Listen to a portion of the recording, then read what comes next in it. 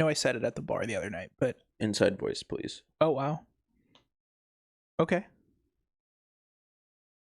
I know I said it at the bar the other night, but I do miss you guys when I don't get to record. We don't get to record every week, and when I don't see Joe, Yeah. feels like it's been forever, even though it's been 1 week. It really only has been 1 week, and The world you live in no longer exists. Yeah. The last time we started recording, we bombed. Well, no, we didn't bomb. No, Mexico. No, you personally did. Yeah, I personally bombed Mexico. Yeah. Mexico was going through their IRA moment out in PV. Here we are 2 weeks later, throwing it back to 2004. Yeah, the 1 week we didn't record, so much happened, both like globally and for me personally. I've just been really busy. Start with you personally. Well, we moved warehouses. My job relocated to a new place that they spent $2 million on and didn't see until they picked up the keys. All of us are over there now. The smell of piss that was in all the old carpet is gone because all the old carpet is gone. But I really where is the carpet? Just so I'm informed. Trash somewhere. I don't know. Okay. Are you supposed to like recycle it like batteries or something? No, I was just wondering where the carpet is. You know, maybe someone wants to pick it up. You want a piss carpet? I'll buy you one and I'll pee on it personally. Yes. But no, I've had to like rebuild this place with my bare hands and a drill. And by that I mean I installed a bunch of like shit that just should already be there, like toilet paper holders. Oh my god, the toilets in this place, fucking abysmal, right? There are 3 toilets. There's one in the warehouse. There's like a tiny office section in this place, with 2 floors to it, and there's a toilet on each floor. When we first moved in, like the first day there, we were told, hey, don't use the downstairs toilet in the office. When you flush it, it comes out the bottom of the toilet in the warehouse, which is like on the other side of the wall from it. So all the sewage is just leaking? Yeah. Awesome. And so we were like, okay, whatever. We have to go upstairs to use the bathroom, but that's kind of annoying. Been using the upstairs bathroom perfectly fine. On Friday, same thing happened. Whenever you would use the upstairs toilet, it would just dump all over the floor in the warehouse bathroom. And so you can't use the warehouse bathroom because it's covered in shit and piss. Well, imagine you're in the warehouse bathroom at the same time as the upstairs bathroom. Yeah. And you're just like taking a shit. Yeah, you just get ambushed by feces. Can't use the warehouse bathroom because it's covered in shit and piss. Can't use the downstairs one. Can't use the upstairs one. There's a rat, fucking massive. Like the holes that he's chewed through the place are probably like 6 inches across. That's crazy because rats can get, I think, like the standard rat, it's like a quarter. Like the diameter of a quarter. A standard rat? Yeah. So No. I'm saying that a standard rat, they only need a diameter of a quarter Oh. to squeeze through. So I thought you were saying the rat's that big. I was like, no. No, I'm saying that a standard rat, Yeah. probably about like that big or so. Yeah. Needs about a diameter of a quarter. So if you have to have 6 inches, this fucker is right like here, it's pinky to thumb. Yeah, this fucker is like this big around. Jesus, that's like a possum. Yeah, he's possum sized. And the way we're set up is like there's 3 desks in this tiny spot. And then there's an adjacent room that's our filing room. We got like all our file cabinets, printer, shit like that in there. There's 4 closets in that room.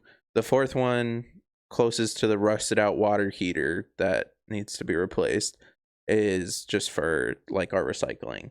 And then there's like a cleaning supplies closet, a storage closet, and then there's another closet that you need to use like a knife or a flathead screwdriver to open, because it used to have like a handle in the middle. It was one of those ones where you like pull it and the door folds in half and like goes off to the side. Okay, so like a 70s like closet door. Okay. Yeah, but the handle is just gone. And so yeah, you'd stick like a knife or flathead screwdriver in the corner and pop it open. You do that, the entire floor in there is covered in rat shit. and there's a fat hole like in the corner of it where the rat's been using to access his bathroom. And we need a New Yorker on this case. the majority of Curtis the place, Sliwa. the majority of the place smells fine, but this room in particular smells so bad like rat shit. And my desk is right next to the doorway into this room. Y'all got traps? The rat's too big for traps. No, get one of, you know, I don't know what they're like little like cube, like not the cubicles. black box looking ones? No. They're the ones that you use to catch small vermin. Like they're like, it's like a wire fence looking thing, and it has like the 2 slanted doors. You put it open, they go in there and they step on it and it shuts. I mean, I guess we could use that, but no one's fucking buying that. Take the credit card. Kind of insider information, but there's rumors the entire East Coast operations might shut down. So they also probably didn't pay the credit card bill, because I also heard they didn't do that. Yeah, several times. But yeah, and we were saying like, hey, like, can we get somebody out here to clean this up and like fucking fix the hole and whatever? And one of the guys that was kind of like trying to do his best to clean up the place before we all moved there was like, oh, I already did that. And we were like, what are you talking about? He's like, yeah, I did it like 3 days ago. And then we popped open the closet and showed him, and he was like, oh my God. So we have this gigantic rat running around. We have shit and piss water flowing everywhere. There's people constantly coming up to this place being like, oh, like, I'm here to recycle, because the place used to be like one of those recycling places. You'd like take your bottles and cans and get money from them and shit. And yeah, like at least 10 people a day we have to be like, yeah, they're not here anymore, sorry. There was like a wolf roaming around. There's not a wolf. There is no wolves in Cali. It's a coyote. No, it was like one of those like crossbred dog mixes where you like breed a dog with a wolf. Like my parents' dogs. Yeah. And it's owned by the guy who's next door to us, but he just leaves his gate open that the dog is behind. The dog is nice so far. He hasn't tried to like fuck up any of us. Yeah. But he's like just walked into the office because we leave the front door open to help the fucking rat shit smell leave. We were told there was a working HVAC system in this place, but then we couldn't get the thermostat to like turn on the system for whatever reason. We had an HVAC guy come out, and the dude was like, oh yeah, this system is like from the 70s. Like, it doesn't have any freon in it. The motor is burnt out. Like, half the circuits don't work. So it's gonna be about 40 grand to replace it, or 40 grand to fix it, or you can replace it. And then I guess our finance department was like, yeah, we're just not gonna pay for it to be fixed or replaced. Awesome. And so we were like, okay, well, we're just gonna fucking roast when it hits 110. You guys got windows, right? Yeah, but they do not open. Okay, so that fucking shoots my plan in the foot, because I was gonna say get the, I don't know what they're called. They're like the square fans. Yeah, the like window like AC things. No. They're like literal like fans. Or the box fans. I guess they're called box fans. They're like square. Yeah. Aim it not facing in, facing out, and it siphons out the hot air. And it makes it cold. No, yeah, the entire like wall of windows that's in the downstairs is just like solid panes of glass in like a frame. They don't move at all. There is a very big hole in one of them. Awesome. But that's like the most. You guys moved into like a trap house. A trap house would be better than this place we moved into. It's fucking ridiculous. Also, my first 2 days driving there, because it's a new commute, I'm leaving like a little bit early. Day one, heading to the fucking on-ramp, and your commute's probably shorter now, huh? It is a lot shorter. Even though you're going farther from your house. Yeah, but because I have to go through on like the freeway. Less. Day one, I'm heading there. Couple cars in front of me. I just see a bunch of smoke come up, and then a truck is like spinning across all the lanes. And then he ends facing the wrong direction. Oh my God. He hops out of his truck and starts yelling at somebody. There was a fucking freeway shooting the other day. They had to close down like all the freeways in Sacramento. There was something happening last night at like 2 a.m. It sounded like every sheriff, because we're pretty close to like a sheriff motor pool area. Yeah. And so there's constantly like sirens going by. Not because there's shit happening at my apartments or near it, but just because that's where they come from. and it sounded like every single car they had was parked in the intersection by my apartments with their lights and sirens on. Right. Like, I don't know what was happening, but second day, I'm coming home and I can see like some smoke rising on the off ramp that I take. There's just a Fiat on fire. I'm like, what the fuck is happening? Like, the fire just started before I got there. Fiats piss me off. I'm a fan of compact cars, but Fiats and smart cars piss me the fuck off. I look at them and I get filled with an anger that you can not really quantify. There's like political tension in the warehouse too between the first and second floor, because the second floor is all the permitting people. The first floor is like me, my assistant, and Arcelia, and that's it. Oh, and our new boss. We got a new boss. But so management's on the first floor? Yeah. That's crazy. Yeah. It's there's not enough space for like all of the permitting people to be in one area. We wanted to keep them in one area. Well, it's like I don't think they like each other enough to do that, because one of them I've just fucking stomps all over the place. Takes her shoes off when she walks around. Ew, in this fucking new warehouse? Yeah. Oh, wow, okay. And then chews with her mouth open constantly. And so a couple, like one of the permitting people in particular has been like kind of coming downstairs at every opportunity she gets to like either print out her paperwork because the printer's down here or whatever she needs to do, and like spending as much time down here because they're losing their fucking minds with her upstairs. I love that. You guys are gonna just hear like a Tom and Jerry style fight above you. Yeah. You're gonna see like down the stairs like a cloud with a bunch of like sparks coming off of it and a bunch of like weird little strips. squiggles. Yeah. But yeah, this place is going to tear this family apart. It's funny because I also have rats at my office because I'm in Midtown. And there's just rats everywhere. Like, we're not allowed to have food anymore. Like, we can, but it has to be in a metal or glass box, and it has to be able to be like fully sealed and locked. Like, it cannot be like, it can't just be like a little like jar that you know. Yeah, we've been going out for lunch like every day. Like, we ate inside of Jim Boy's Tacos because we're like, we do not want to take food back to the office. There's a Pyology over there. There's a couple places. Like, yeah, the first day we went to IKEA for lunch because Swedish meatballs. Well, yeah, everybody wanted the fucking IKEA meatballs, and I was like, I'm not really feeling it, but I'll go with you guys. And then once you guys get your food, we can go someplace. I'll get my food, and then we can just go back. You don't want Italian food smothered in American gravy? No, but I didn't know this. You can't like order IKEA food to go. You have to like eat there. Yeah. So I ended up getting some chicken tenders, but no. Speaking of police activity.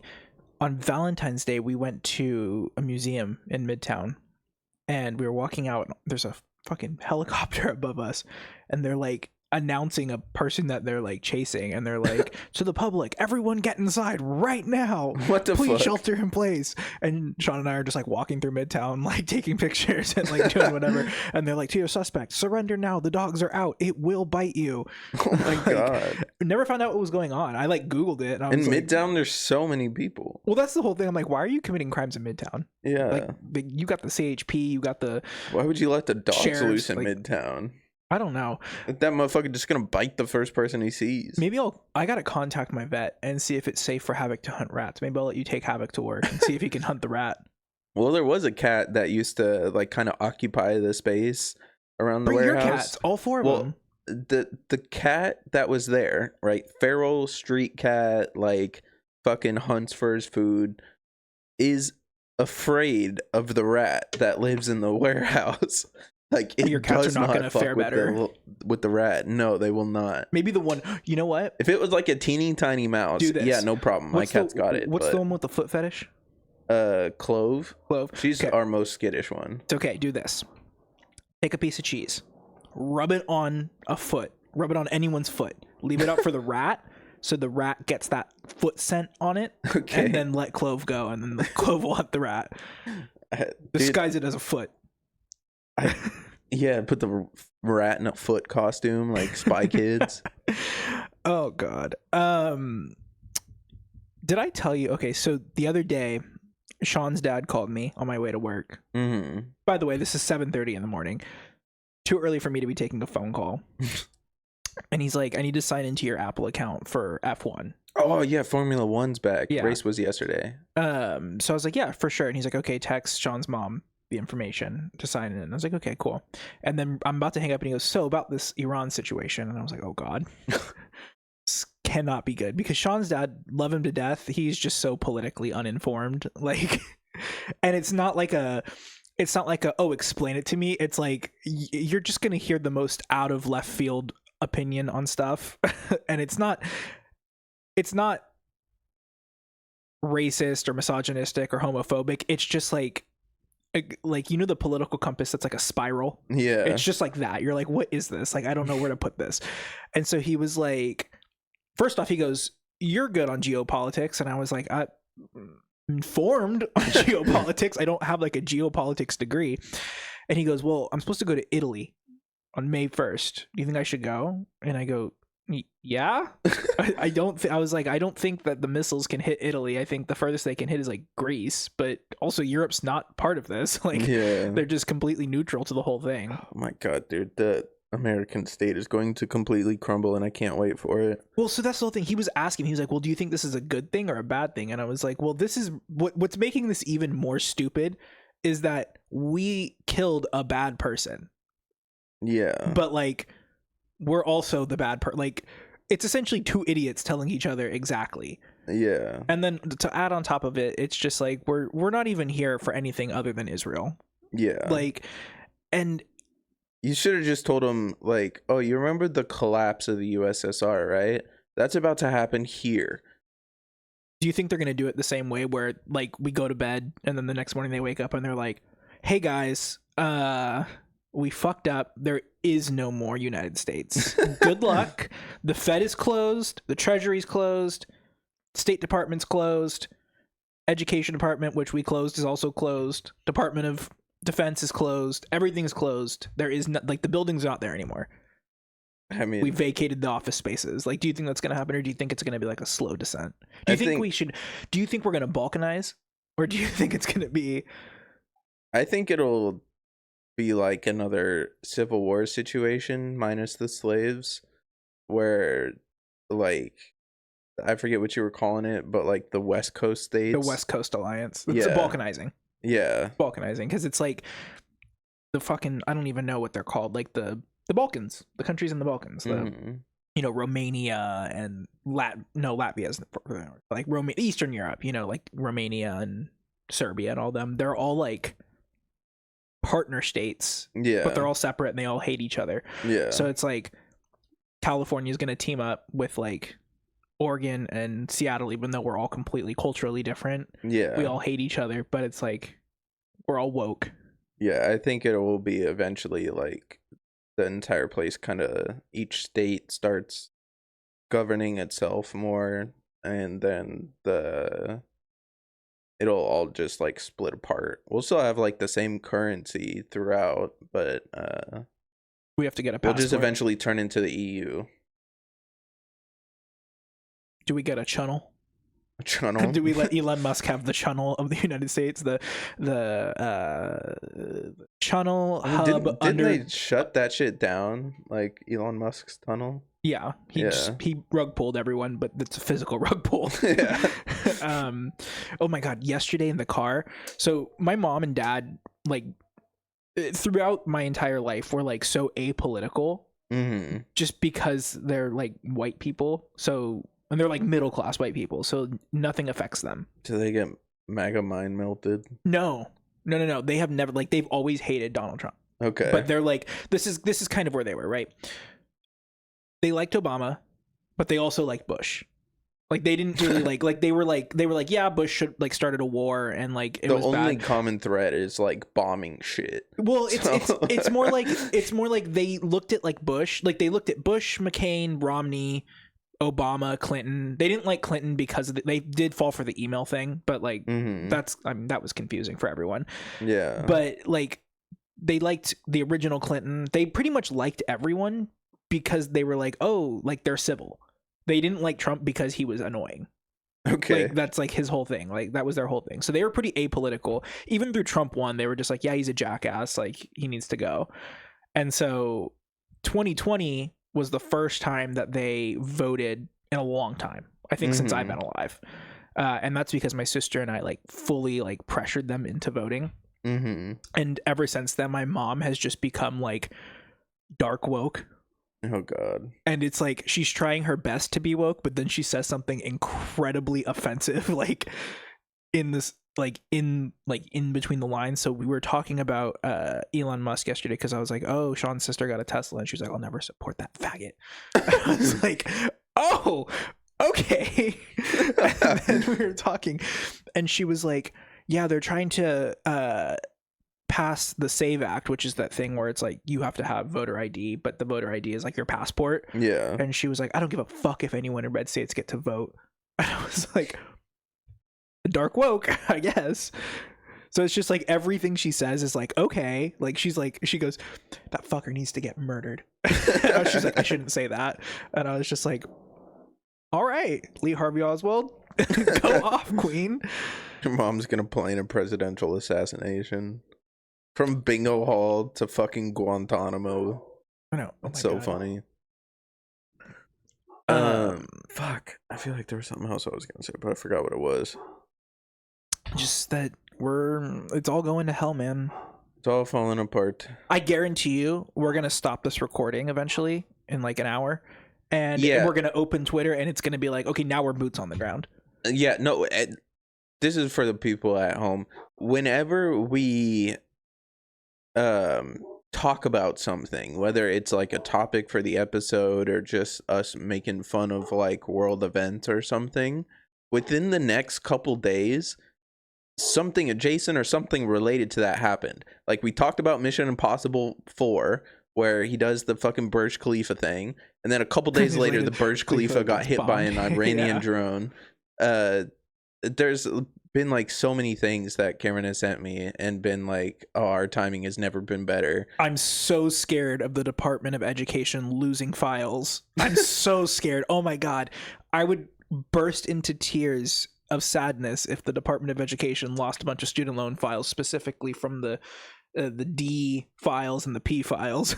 There is an innate fear that I have held since the day I was born of walking out and getting hit in the head with a duffel bag full of $10 million. $10 million. Oh my God, I'm so scared of a job offer. I'm so afraid of a duffel bag of money. Unmarked small bills. God. And non-sequential serial numbers. I'm going to be so pissed if we go boots on the ground. Not for the fact that people are going to die. Like, but just because Josh won't come to your wedding. I'm already potentially down one groomsman. I'm gonna be down two. Who's the other one? I'll tell you afterwards. But okay. you specifically might be off the hook. Not to be in the wedding, but like a big relief for the wedding. Oh, okay. So I'll tell you after. But yeah, I might be down one groomsman already. So it's just like, man. Or Josh is gonna be at my fucking wedding in the fucking fucking advanced warfare like, arm. He's gonna get blown to shreds. All right, I have no transition. Assigned male at birth. It's episode 56. If you increase each number by one, you get. I'm going to put a 56. boot through your face.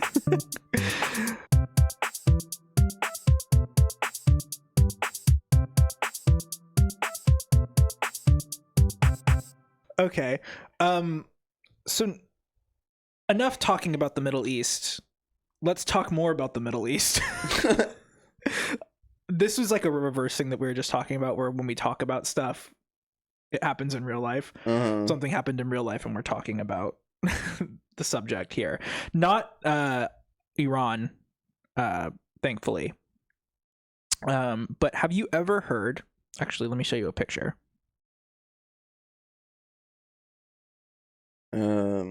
By the way, like, follow, subscribe, please. Oh, like, follow, subscribe, hit the notification bell. I love you. Wow, this says folder empty. You delete your entire thing for this episode? I really no, it's in two separate places, but It shouldn't. It should be in there, but it's okay. It's okay. I got it. Hold on. What do you think that that European guy we saw at the pool hall thinks about global events? Depends on which part of Europe he's from today. Yeah, we could not nail him down. There's a guy at the bar, and he was big old mustache. Yeah, he had a fucking sweatpants and a fat mustache. An offensive term? I don't know. That's a dude in Star Wars, isn't it? Greedo. No, I'm pretty sure there's a Guido too. Okay, well, I don't know. Am I allowed to say that? Let me look it up. I know that it's not. I mean, we're saying it, but I think if you say it directed at an Italian person, it's not. But the whole thing is the people from Jersey Shore call derogatory, informal. A man, especially an Italian American, regarded as vain, aggressively masculine, and socially unsophisticated. Okay, see, the people from Jersey Shore call themselves that, but they're not really Italian. Wait, hold on. It says derogatory with like an exclamation point. If I look up the N-word, is it going to be like slur, or is it also labeled as derogatory? Because that's an important distinction. Derogatory and slurs are completely different. Well, that's the whole thing. I think a slur is a very like distinct word. If you can't say the word, like if you refer the N-word, the F-word, the G-word, I don't know if that's what you call it. But the slur for Romani people. Like if you don't say it, that's a slur. But if you're like, it's like calling a woman. It's like calling a woman a bitch. It's not necessarily a slur, but it's frowned upon. If you don't know if it's a slur, it's okay to say it. Everyone say it. It's okay to read it if you're in class, especially if you're an English student. Dude, I'm looking at a graph of the use over time for Guido. There is an uptick in 2019. We're on the rise again. Oh, you know what I learned this morning? Huh? That fascism, like the term fascism, was invented by Mussolini. Fair. Because it's like a thing of... So basically there was a symbol in ancient Rome. It's a whole thing, but there's a symbol in ancient Rome. It's like a bundle... And then the Germans inverted it. No, it's a bundle of sticks with an axe in the middle. Okay. And they used that, like Mussolini, he was like building the fascist party. Mm-hmm. He was building that up. And there's like a term called like fascismo or something like that in Italy. That's like basically like it's Pete Hegseth. Like everything Pete Hegseth does, like the whole like we build warriors, we're men, we don't drink soy lattes, we go to war and we fight. Like that's like the Italian definition of fascismo. And so they just called themselves fascists, and then it turned into fascism. Dude, I think my favorite cabinet member is RFK Jr. specifically for the quote where he was like giving a press conference and he's like, I'm going to war with fat gay kids. Okay. Did you see the video of him leg pressing in jeans? Yeah. Dude, what are you doing? Range of motion, man. Like range of motion. I know a person out that works out in DC, and RFK goes to their gym. Mm. And he sees him all the time, and I'm just like, dude, throw a weight at him. Like do something. Like push him over. Walk by and stumble over and drop a plate on his foot. Like I don't know. Do you recognize this area on this topographical map? No, it looks like a taco. Kind of, right? This is the Qattara Depression. Okay. Have you ever heard that term before? No, but I'm guessing it's in Qatar. No. Interesting. In Egypt. Like Egypt, Libya. Okay. So Egypt and Libya, North Africa, Northeast Africa. If you're giving me a geography lesson for an hour, I'm probably going to kill you. It is not. Okay. It is not. There's a little bit of a geography lesson just to kind of give it the establishment, but it's very, very simple. Okay. So a large portion of Northeast Africa is beneath sea level, and that's the Qattara Depression. So it's like this. It's basically like Death Valley, but in Africa, right? So a lot cooler. It's in the region of the West Nile River Basin. So the Nile, because the Nile is the big river, but then there's a lot of like estuaries. So it's in that. And it's approximately 200 feet, 60 meters for anyone that's not all of our Hong Kong listeners, 60 meters below sea level. Oh, wait, hold on. I just got reminded of something. I was just looking at some of the TikToks or YouTube shorts or whatever you posted, and someone commented being like, that guy said, about 7 times in this I saw clip. that. Yeah. Fuck you. I'm active listening. You don't have any bitches because you don't listen to their feelings. Women you have to love it show when they you listen. are engaged. Oh my God. My mom, going back to my mom yesterday, she was complaining about my dad. She goes, I've developed this new strategy because your dad doesn't listen. So if he asked me to repeat myself, I just stopped talking to him for the whole day. And I was like, healthy relationship. Awesome. Totally. Okay. So this place is about 200 feet below sea level, right? And back in the early 20th century, World War I and World War II were going on, right? Mm-hmm. And so there was a lot of persistent colonial ambitions happening in this region of the world because it was historically underdeveloped because of the transatlantic slave trade, and then Europe and America and Russia and China were all rushing to get over there and be like, hey, side with us on everything for some reason. Yeah. And so mainly the allied countries of the United States, England, and France wanted to look at this area, especially after World War II, considering won World War II. They wanted to look at how to maximize their investments in this part of Africa. Remember back in this time, first world countries were attempting to expand their spheres of influence, all for different reasons, but mainly because World War II and World War I brought them into direct conflict with the German colonies in that region, right?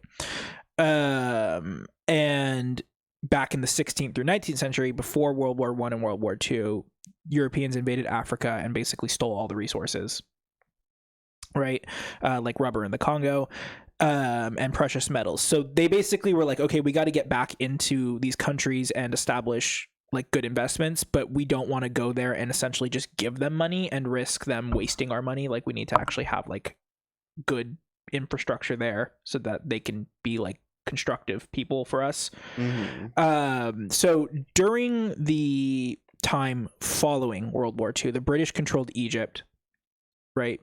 And then the French controlled Morocco, which is northwestern Africa. And they basically split up what was left of Libya, because Libya was in World War II controlled by Italy, but Italy was non-existent after World War II. So they split that kind of down the middle. And during this time, Africa was kept strategically, underdeveloped. But the Allied powers, like I said, they wanted to like develop it to actually give them beneficial like settlements in the region. And so they basically wanted to keep Russia out because Russia was starting to creep into Africa at this point. And so this turned into the whole like Cold War scenario where they were like, trying to keep Russia out. So they surveyed the area and they noticed that there was a vast untapped resource that could be exploited to achieve that return in investment, and that was hydroelectricity. Okay. So what they did is they looked at this region and they noticed that there was this huge depression that lies kind of near the Mediterranean Sea, and the Mediterranean Sea is fed by the Atlantic Ocean through the Strait of Gibraltar.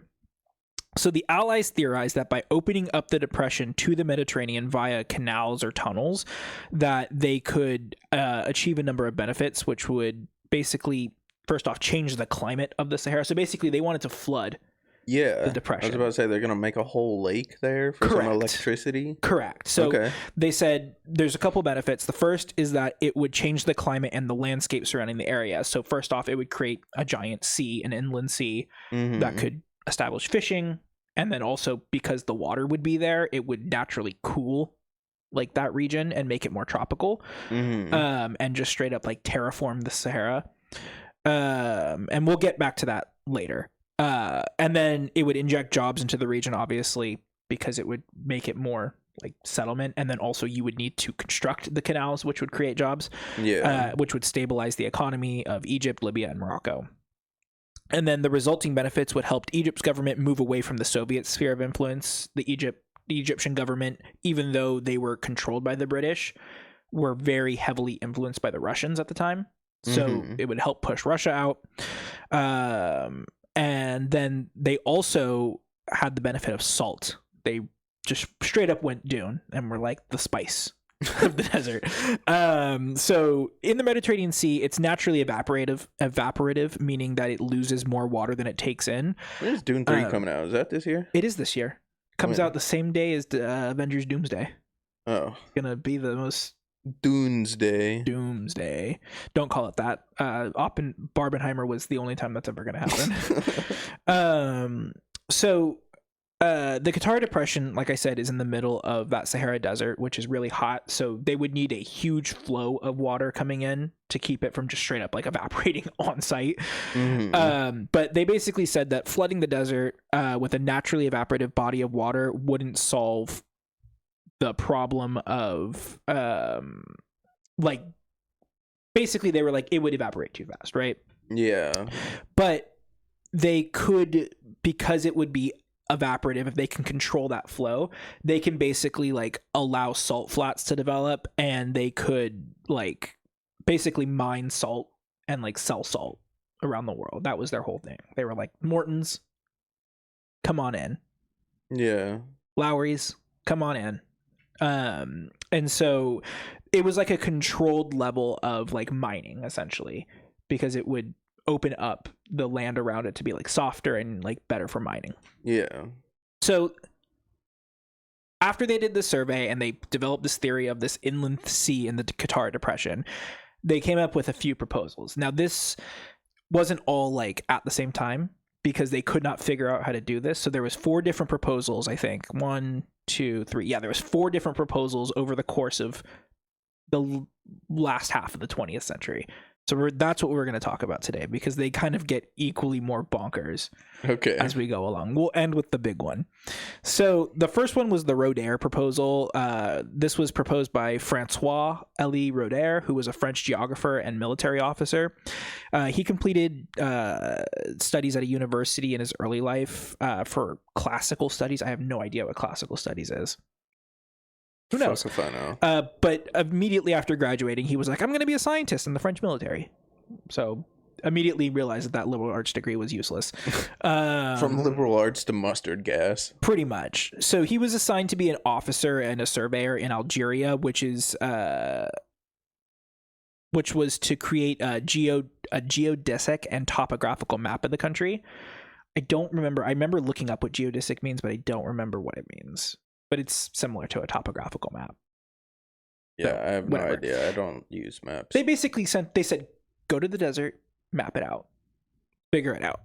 And he said, all right. So while he was in Algeria, he became the first person to notice that most of the Sahara was below sea level. So he was kind of the one to kick this all off.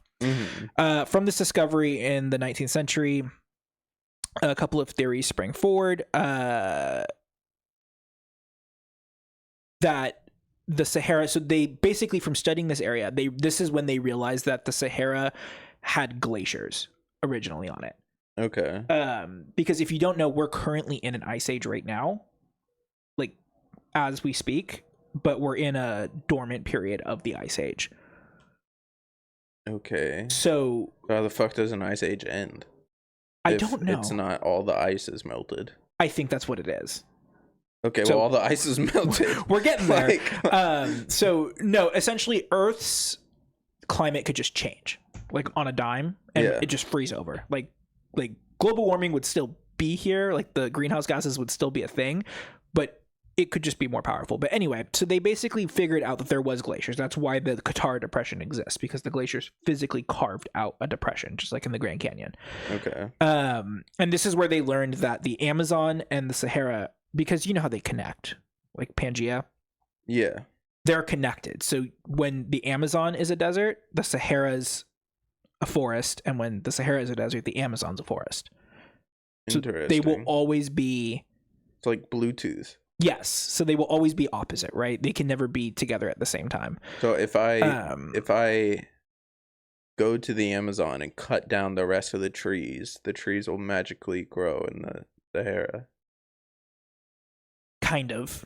So there's, I don't remember what they're called. I think they're called, I don't remember what they're called. There's some kind of winds. The wind picks up dust and particles in the Sahara that's full of like minerals, and it physically blows them over the Atlantic and lands in the Amazon and like makes the soil there rich, and then the trees grow. Okay. And then when it flips, the wind goes, it's like just straight up like mirroring each other. Okay. It's a very interesting concept. So the entire like wind current has to reverse itself in order to Yes. For that to happen. Yeah, it's kind of like when the poles flip, essentially. Like, just gotcha. Everything just changes exactly the opposite.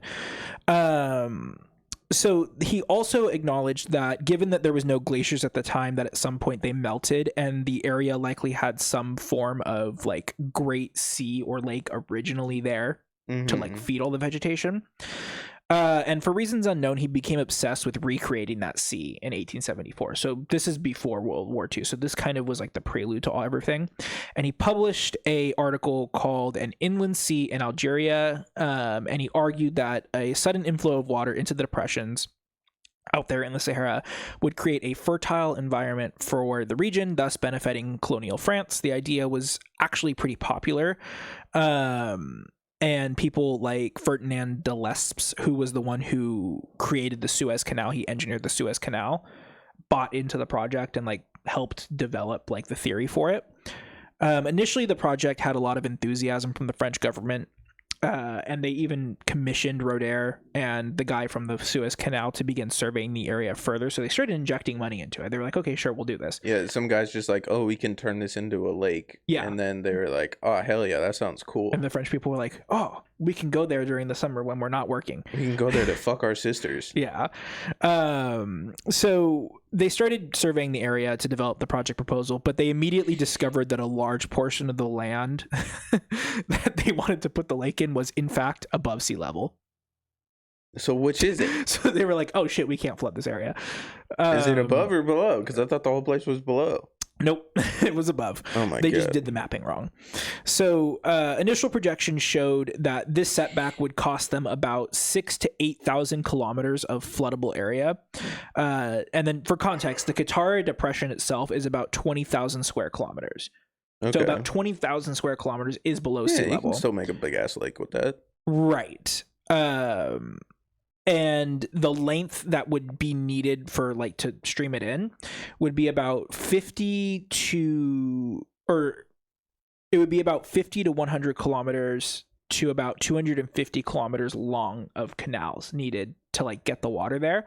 But the problem is because there was a significant area that was above sea level, it basically, their original projections, right, where they were like, all this is below sea level. They were like, we're going to need 50 to 100 kilometers of canals to make this work. And then when they were like, oh shit, a bunch of this is above sea level, they were like, we're now going to need 250 kilometers of canals. So it basically doubled the size of the project. You ever seen those guys that there's like a puddle on the beach and then they dig a hole all the way to the ocean? That's exactly what they were trying to do. Why do they need so much? Like, why is it going to cost them more? Because if it's below sea level, you only need to dig until you hit negative sea level, and then gravity does the rest. Yeah. But if a bunch of it is above sea level, you have to keep digging further. Is the above part like closer to the ocean? Correct. Than okay. Correct. So they originally thought the whole Sahara desert, right? This whole region was above sea level, but you can see that this is the big part that's below. So they originally thought that this area was below sea level, so they would just dig like 50 kilometers in, and then it would just flood. Gotcha. But now they have to dig all the way down there. Gotcha. Okay. And so and then because it's longer, you have to dig deeper and wider. It just expands the project to just absolute gargantuan proportions, right? Yeah. So this setback caused a complete collapse of support from the French government. They basically are like, we're out. Sorry. Yeah. We're not doing that.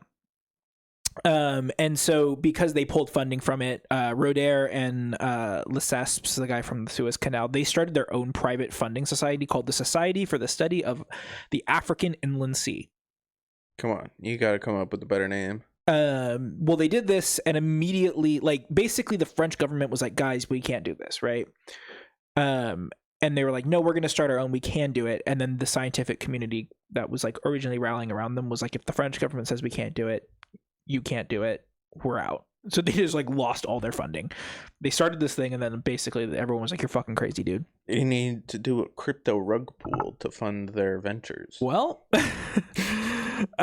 so they pulled all that, funding and support because it just didn't take into account that the amount of people in the project would displace. Basically, their plan was like, we're going to do this. And then the scientific community was like, okay, let's think about the ethics of this. And they were like, no. Because there's a fair amount of people living in the Sahara Desert, despite how like harsh it is. Mm-hmm. But they were just like, we don't care where they go. We're going to flood this area. This lake is more important. They basically pulled a Lake Berryessa. So that was the end. Like they just, no one was able to give them any more money because they were kind of going crazy with like the objectivity of it all. So the plan fell apart without any funding, and Rodair died in relative obscurity in 1885 without getting a viable project proposed, specifically how to do it. Like they had the end goal, they just didn't know how they were going to do it. So now we fast forward a little bit later, and we go to John Ball, who was the person really responsible for shaping the engineering of this plan, which the final plan that came to fruition. He was born in 1872, and he studied geology in a school. So this is an actual guy who knew what he was doing. Mm-hmm. He wasn't just some liberal arts guy. He was like, okay, I know ball a little bit, right? Well, yeah, John Ball. John Ball, yeah, he invented the ball. Yeah. So he earned a doctorate, and then promptly spent the rest of his life wandering the deserts of Egypt and Sudan, in an attempt to accurately map their topography. Okay. So he again, a lot of people just got obsessed with Egypt back then. Like everyone was just like, when you're talking about deserts, like in my brain, I just see the big old sand piles, which I know not all deserts are like that. There's deserts like the deserts here that are just completely flat and like the ground is all cracked and shit. Antarctica's geographically a desert. Yeah. But in a topographical map shows like different elevations in the area, right? If you have a desert that's full of those sand dunes and those things are like constantly moving because it's all windy and shit, how the fuck do you make a topographical map of that? He spent the rest of his life doing it. That's what he was trying to find out. Is that the type of desert he was trying to map? Was one of those sand dune ones? I mean, or is it like the cracked ground one? Egypt and Sudan. Egypt's kind of a mix. Okay. Because Egypt is like it's on the eastern side of the Sahara. Yeah. But it also is in the Sahara, so both, I guess. Okay. So when he made his way into the Qattara Depression in western Egypt, he observed a couple of things. First was the amount of salt.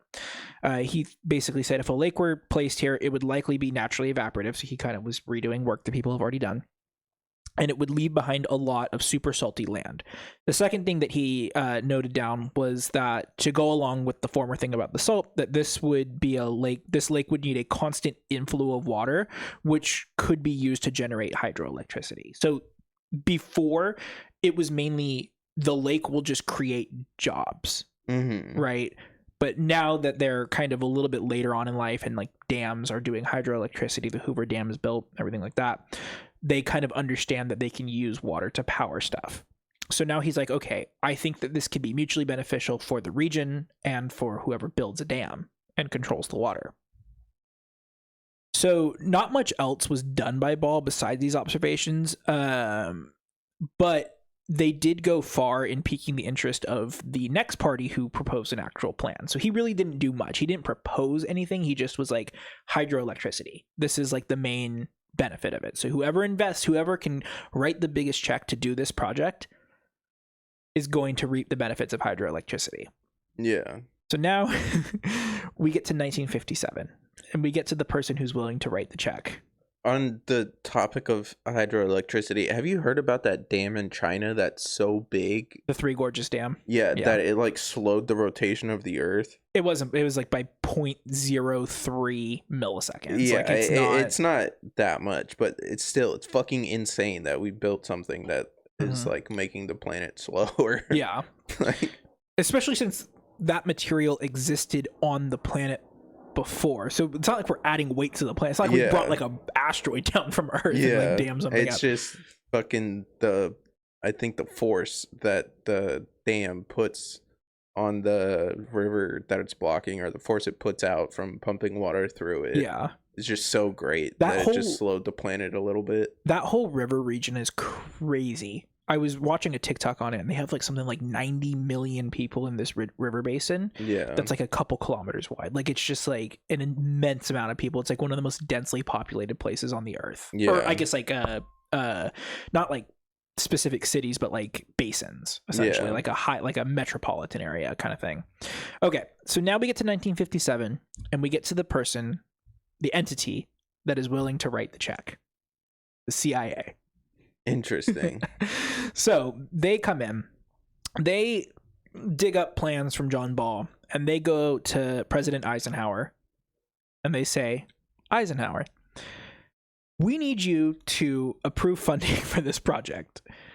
And they basically say that if you do this, you can create peace in the Middle East by way of the 4 benefits that we talked about before: the hydroelectricity, the, fishing, the economic stability, creating jobs, stuff like that, right? Mm-hmm. And Eisenhower says, maybe. Let's do another study on it. So they go, okay. So they do a study, and this is now declassified. And I tried to find it, but there was a document number on it. I went to the CIA's website and plugged in the number, and nothing was there. So I don't know what they did with the document, but I can't find it anymore. You didn't try the Wayback Machine? No. No. Yeah, I couldn't find it. What about the Library of Congress website? That's where it took me. Oh. The CIA, that's connected. The CIA's website is connected to the Library of Congress. Like when you search a document, it pulls it from the Library of Congress. However, I did find another academic paper on the whole study that mentioned the document and recapped it. And it said that they pushed Eisenhower to help fund the project, but ultimately he decided that it wasn't worth the investment and ordered them to drop it. Okay. However, the CIA in the 1950s and 60s and 70s and 80s and 90s and probably up until today have not been too beholden to the president. Yeah. I was about to say they killed one of them. Multiple of them. Oh, did you see the video of Bill Clinton? Which one? He was doing the deposition for the Epstein files. Oh, yeah, and he's like smiling and reminiscing, looking at the pictures. There's that one. There's one they just released this morning, and it's him talking to Nancy Mace because she's interviewing him. And he's like flirting with her back and forth. And people are like, damn, big dog still got game. Like, oh my God. Someone was like, he needs his lawyer literally had to tell him to shut up. Yeah. And someone was like, a lion may lose his teeth, but never his hunger. So this leads us to the final proposal, which is a really big one, the Bassler proposal. Okay. So let's give a little bit of background. The guy's name is Friedrich Bassler. He was a German engineer born in 1909. Know that the CIA loves their German engineers. Especially around that time. Especially in the earliest 20th century. And you guessed it, he was conscripted into the German army during World War II. And he was stationed in, guess where? Auschwitz. Egypt. Oh. In the Qattara Depression. Between 1941 and 1942. When he returned to Germany in 1947, have no idea where he was after 1942. I guess he just got lost. He just disappeared for a strange amount of time. 1947, he got back and he founded an engineering company in Germany. And he worked... named it Volkswagen. No. He worked for Schuliswerk. I think that's how you pronounce it. Schuliswerk AG, which is a regional energy company in Germany. So Schuliswerk, that's me when I sell feet pigs. Yeah. Well, I'm assuming this is just like German PG&E. Okay. So Nazi PG&E. Regular PG&E. Which, like I said, was a regional energy company. Where he was in charge of planning and developing new power plants across that designated region in Germany. So they were like, get more power, figure it out.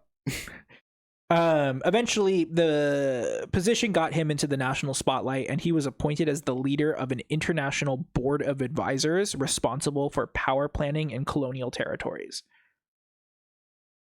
So in 1964, this is after Eisenhower nixes the whole CIA thing, for the Qattara Depression Project. The CIA contacts this board, and they're like, slide files over. The board picks it up, and they take a look at it, and they kind of just, they don't propose anything to them. They just simply inform them that this information exists, right? Okay. So the board of advisors, this international board of advisors for like international power development and colonies, takes up the responsibility for the Qattara Depression Project and developed the following plan. So they basically say, we need to create a series of canals or tunnels moving towards the depression that channel water from the Mediterranean Sea into the depression. The water flowing through the canal would move through penstocks or mini dams and generate electricity as it's continuously flowed through. The water was expected to evaporate quickly, which is why the project was going to be used for hydroelectricity, because the supply would need to be constant. So they would constantly be generating electricity.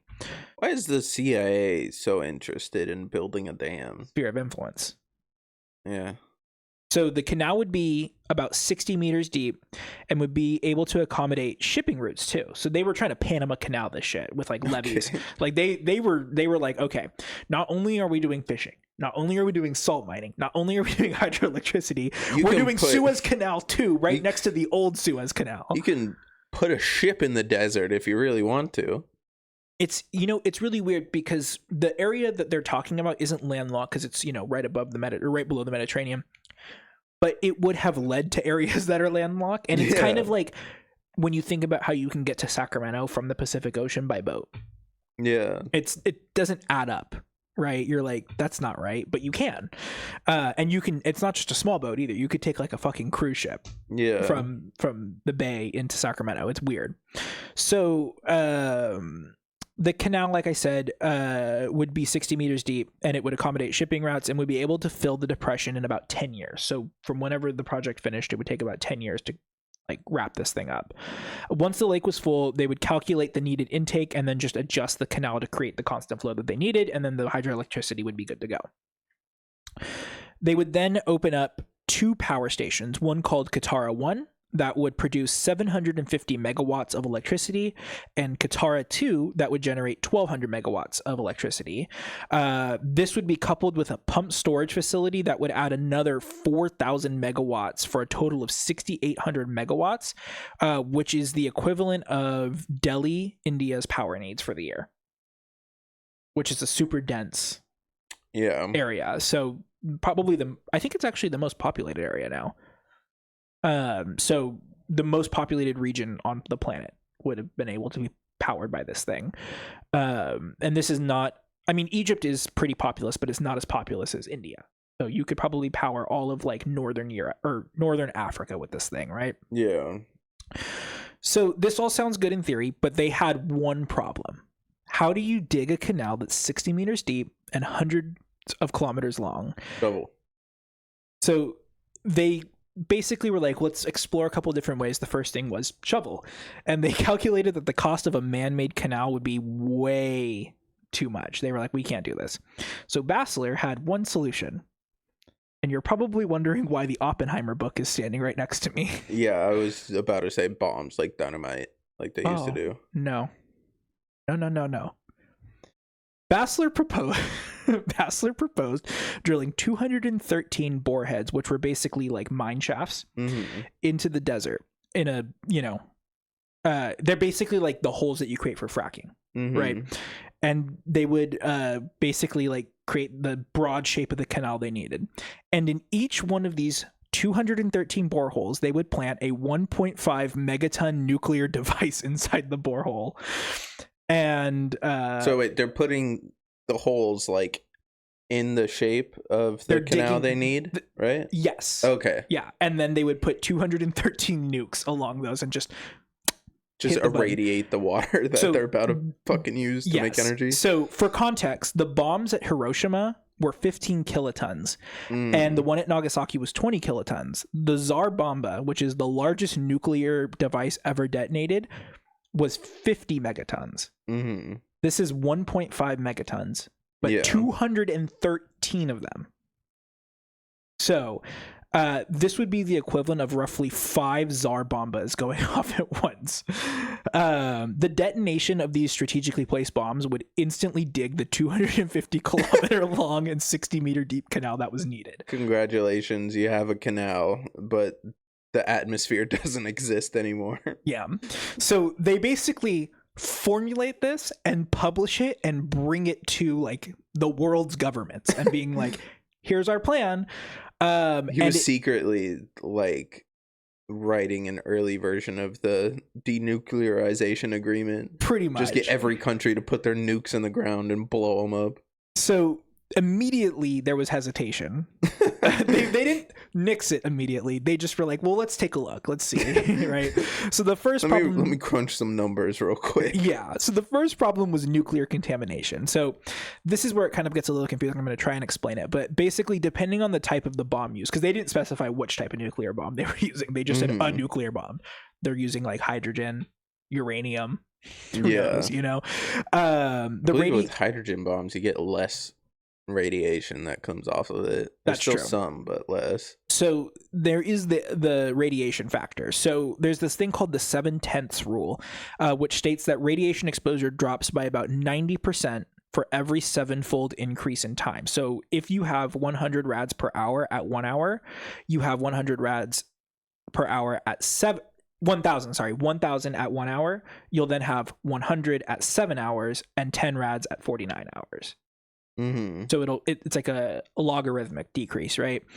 Detonating these bombs all at once would cause an increased amount of exposure to the soil and, more importantly, the water from the Mediterranean Sea, which would carry the radiation into the newly formed lake and saturate the soil, thus wiping out their mining capacity, their salt capacity, and their fishing capacity. So all they would have left is the hydroelectricity capacity, which is still pretty good, but you pretty much would have the Salton Sea too over in Africa. The fucking electricity you're going to generate is going to be radioactive. I know, literally.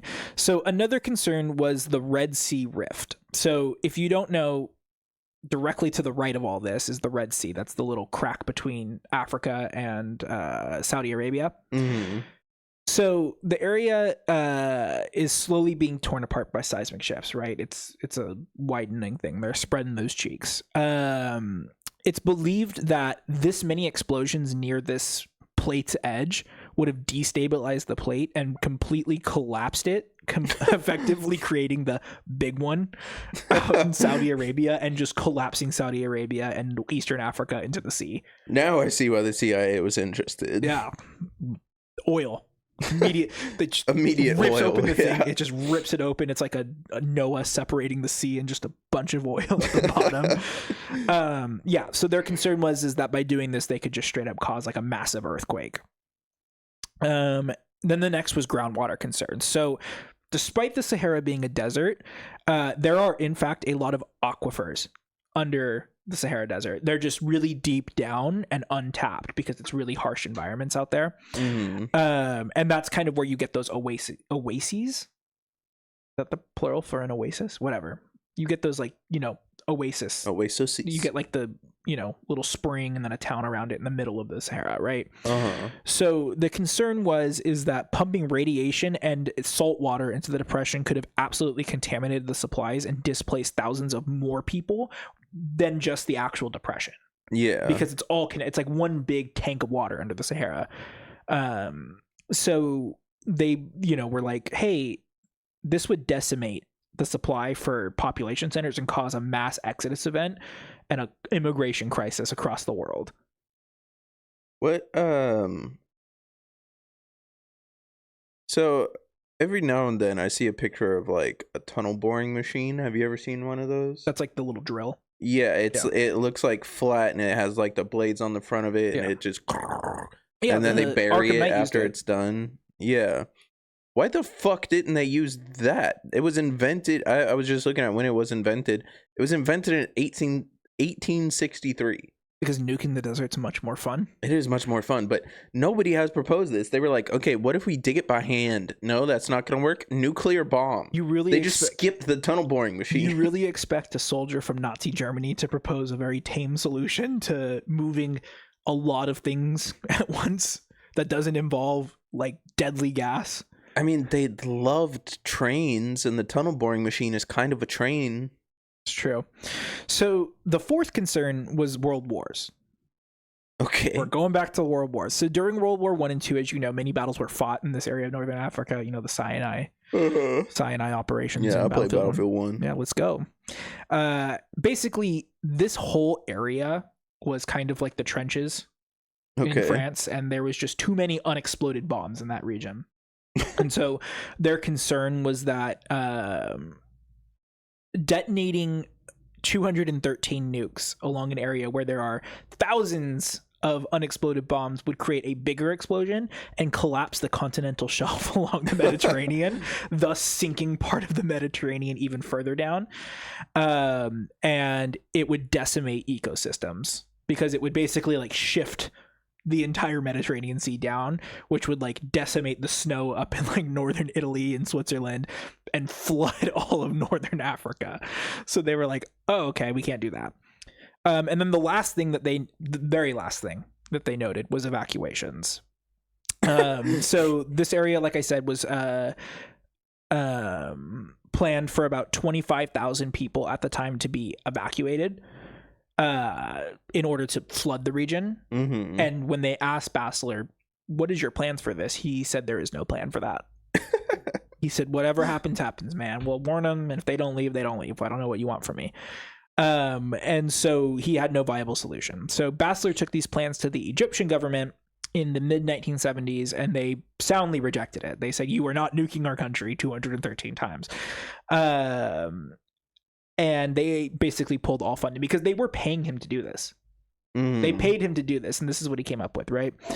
It pretty much died there in the 1970s, and there were people still interested in it, but the government just was like, no. Interested in nuking the desert? Yes. Okay. They were like, no, trust us, man. Just trust us. But in 2023, Egypt did announce a contract with EGIT Consulting to explore the project once again. Oh, so this is coming back up.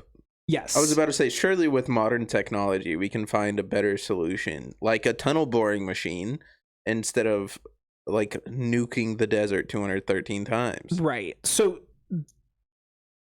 they basically hired this company, and of course, our good friends over in Saudi Arabia were like, well, we have billions of dollars to just give away for nothing. Yeah. So they kicked some money into it. But as of today, nothing has come from it. But Saudi's condition for funding it was that they wanted to use the excavated region for lithium mining. There's going to be water there. They're going to underwater mine? Yeah. Okay. It's Saudi. They're building that stupid thing, you know? No, that is fair. There's I forget what it's called. I think it's called the Metals Company. It's like a really fast growing stock on the stock market right now. Well, not right now, but like over the course of the last year. They do like underwater lithium mining, and that's why they blew up so much. Yeah. So essentially the project is alive and well today, but nothing's really happening with it. Mm-hmm. It's kind of the equivalent. I don't know if you've heard, but Saudi Arabia is building, I don't even know what it's called. It's basically like a mirrored city. Oh, the line. Yeah. So it's they actually have made a lot of progress towards that. I check up on it every now and then. No one's going to live there. I mean, fuck, I'd live there. Fakest vanity. You would live in Saudi Arabia. I would live in the line. That shit looks so cool. It's so like, that's what I want the future to be. They should fuck all of this. Like, yeah, the houses are as close together as they can be. Also, they're $1 million each. Put me in some fuck ass city that's in some weird like configuration, like inside of a mirror, where anything I need access to is 5 minutes away from me. There's nothing that can convince me to live in Saudi Arabia, and that's not Islamophobic. That is just me being Saudi phobic. I don't, that government, man. That's like, again, the Iranian thing. It's just like the government's bad, not necessarily the people. But I'm not taking the government into consideration here. I am talking strictly about like the city itself. The concept of that kind of city. Okay. Yeah. So the project is just kind of stalled, but they're still looking into it, allegedly. Interesting. They're like, you know what? The nukes were a good idea. I mean, yeah. I don't, do you know, it's just like, because originally they wanted to dam off the Mediterranean. Mm-hmm. The same guy proposed damming off the Mediterranean. So he wanted to build a dam across the Strait of Gibraltar. Just flood all of Europe. Oh, no, it would not flood Europe. it would cause the Mediterranean is naturally evaporative, so it would shrink the Mediterranean and cause the Sahara to expand, and then cause a new desert in like northern Italy. It's like, fuck you, I can't make a lake, I'll make 2 more deserts. Pretty much, right? Problem is the area where the Strait of Gibraltar is super deep. It's like it's like almost a kilometer deep. So they were like, yeah, we can't just build a dam that's a kilometer tall and they like sink it into the water. Yeah, sure they can. They can figure it out. I don't know. But yeah, that's the Qattara Depression Project. Very interesting. How would you solve this? You can't use any previous solutions. You can't use a tunnel boring machine. Like, what? How do you? I don't think water? I think I'm gonna take the high road and say that I don't think I would want to create a lake in northern Africa. Oh, that's the high road, huh? Taking jobs away from the people of Africa. I think the way I would solve it is maybe by like everyone spit at once. Everyone go to the Qattara Depression and spit at once. I would get those planes that like Cal Fire uses to dump water. Slowly drop it in there. Yeah, just drop water along the path I want the canal and let the water dig. Like how nature intended. You know what you could do? Man-made mountain. Man-made mountain. Right at the highest point above the depression, it'll create a rain shadow and it'll just What are you making this mountain out of? How are you building a mountain? Are you just hiring the fucking Imagineers that made? They build mountains out in what's the country that's like it's the European one in like North Europe where they reclaimed all their land. It's not Sweden. It's not Finland. Is it Switzerland? No, Switzerland's in the middle of Europe. What other fucking countries Not are out Norway. There? It's oh my god. Yugoslavia. Yugoslavia is in Southeast Europe. France. Not France. God, what is it? It's where's Amsterdam? It's the city that Disneyland's in. No. Oh my god, I'm gonna look at it. It's gonna piss me off now. No, if I wanted to build a mountain, I would just hire the people that made the fucking the Matterhorn. That shit looked like a mountain. Imagineers? Yeah. I'm sure they get paid much more than Disney pays them. Okay, let's see. The globe is not loading. Oh, there it goes. The Netherlands. The Netherlands. Yes. They built a mountain? Yes, because this whole like region used to be like underwater and they've slowly reclaimed the land and they did it by building a mountain. How the fuck did they build a mountain? Episode 57 coming up next. Wait, hold on. Did the Netherlands ban fireworks? Did the Netherlands build a mountain? Peak of insanity, Dutch dream of building artificial mountain. That was in 2011. The proposed artificial mountain in the Netherlands. Oh, that was a year ago. Yeah, no. Okay. Oh my god, this shit looks insane. 2 kilometers tall, 5 kilometers wide, made of solid sand. It would have weighed 2.7 billion tons. Where are they going to get the sand from? The Sahara? It's fucking, I guess. They're going to lower that part that's above sea level so the canal's easier. But like, look at that shit. That is an insane looking mountain. That looks like Mount Diablo. It looks like something out of like a fantasy book. Do you think that... What are the people from Netherlands called? Dutch? Nethers. Nethers? Do you think someone from the Netherlands flew over, came to Concord, California, and was like, that? See that giant fucking mountain in the middle of a suburban city? Dude, that would be kind of sick, though. An artificial mountain like that. There's a... Oh, God, I don't remember what country it was. It probably was the UAE. A plan for a skyscraper that would have been an artificial mountain, but it was a skyscraper. And it was so big, there's not enough material on Earth, I don't think, for it. Like, they would have need to, like, solve that problem. But it was big enough, I think it was a mile high, is what they wanted. But, like, you can't just build, like, a straight-up skyscraper like that. It has to be, like, in the shape of, like, a pyramid almost. Yeah. and it would have basically been an artificial mountain, and it would have been so tall that it would have changed the climate of the region that it's in. And it would have been used to like terraform a desert. Interesting. So we just put pillars of creation in the middle of the planet. I think worse things, crazier things have been proposed. They want to do a space elevator. Oh yeah, I've heard about the space elevator thing before. But some like insane thing that I've always wanted built is a I feel like I had something, but I forgot it. I don't remember. Dyson sphere. Dyson sphere would be cool. Put it inside the moon, just like that one movie, Moonfall. Why would it be inside the moon? Because that's how it was in Moonfall. Where is a Dyson? A Dyson sphere is a big solar panel. Yeah, it's like a big old engine that sucks in a sun to power itself. Yeah. Right. How is that going to do any good in the moon? Because when we need it, we can take it out. Oh, okay. Gotcha. Then just tie a rope around Earth and then use the Dyson sphere to move it. I think we should build 1 million more R1 residential zoned houses, single family homes. I think every home that we build from here on out should double as a Starbucks. As a Starbucks. I want Starbucks, Targets, and homes. Mixed housing. You live where you work now.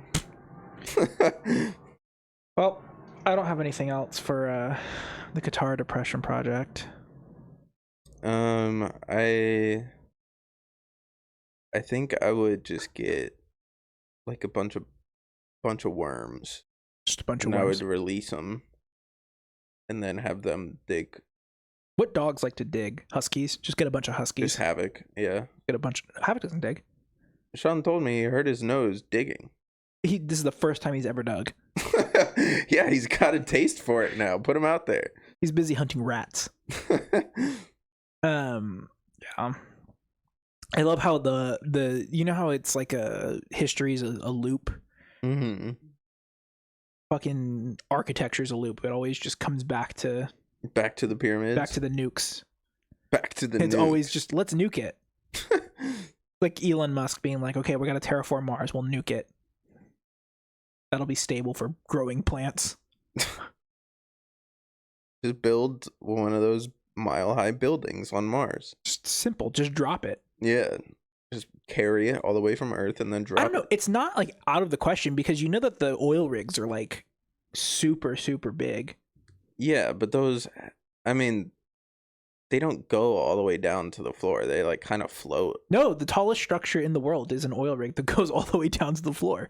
Well, yeah, if you count like the pump that like goes all the way down. No, the physical frame of it goes all the way down. No, it floats. No. They float. There are some that float. Yes, you are correct. The tallest structure on Earth is one that goes down to the ground. Why did we do that? You can just float it. Probably because they didn't want it swaying. Oh. Okay. Got anything else? No. Okay. Let's read socials.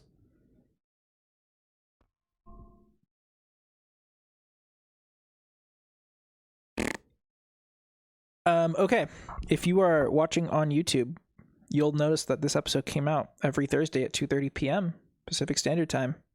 We are Learning Curve Pod on YouTube. Like, subscribe, hit the notification bell. Instagram, we are at learningcurve.podcast. Twitter, we are learncurvepod. Bluesky, learningcurvepod.bsky.social. TikTok, Learning Curve Podcast. Come make fun of Bodhi saying yeah. I think my girlfriend is mad at me, but I don't know why. Why? Why do you think she's mad at you? Because I texted her that I was here, and then she just reacted to the message with the thumbs up, and that's it. Uh-oh.